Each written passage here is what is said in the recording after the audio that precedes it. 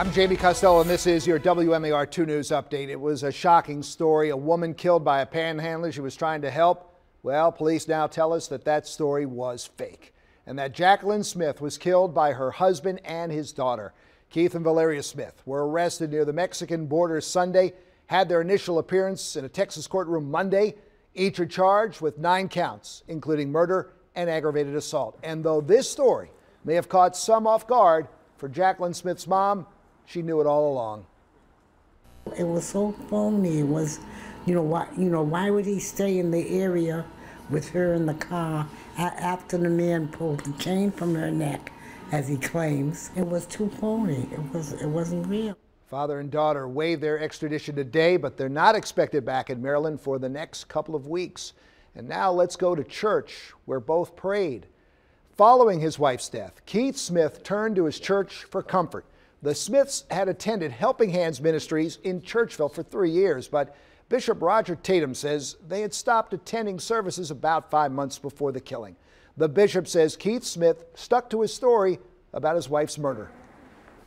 He was just going through typical grieving processes. And as I said, we've talked about it many times, and there was no indication to me that it was any other way than what he said it.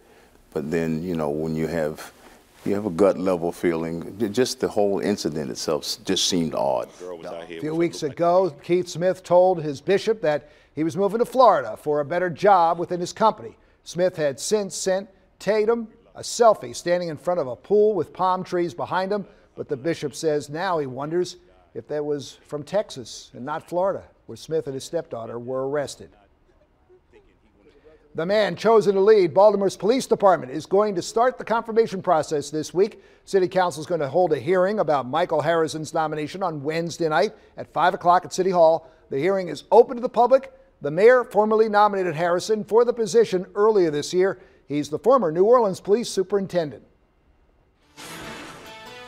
And we're talking about cold conditions as we head throughout the night, and even as we start the day out on Tuesday. Take a look at the wind chills. We're talking about those wind chills down toward the low teens by the time we get to 7 a.m. tomorrow. So dress for the weather. And we have wind chills that stay below 30 degrees as we head throughout the afternoon, and yet we are getting closer and closer to spring. And when we actually talk about the air temperatures, again, by 2 a.m. we're dealing with temperatures in the upper teens and even low to mid 20s. And again, overnight, a lot of us will be down toward the upper teens and low 20s.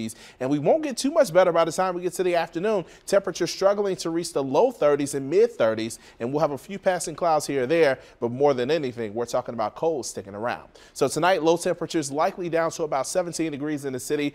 Most areas anywhere from the upper teens toward the low 20s. And as we leave you with a look at the 7-day forecast, we're cold for the next 3 days with temperatures anywhere from 10 to about 20 degrees or more below normal highs for this time of year.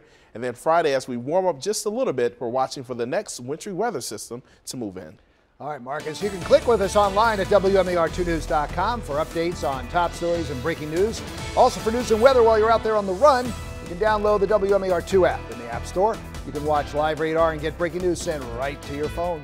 Thanks for watching. I'm Jamie Costello. This WMAR2 News Update is sponsored by Jones Junction.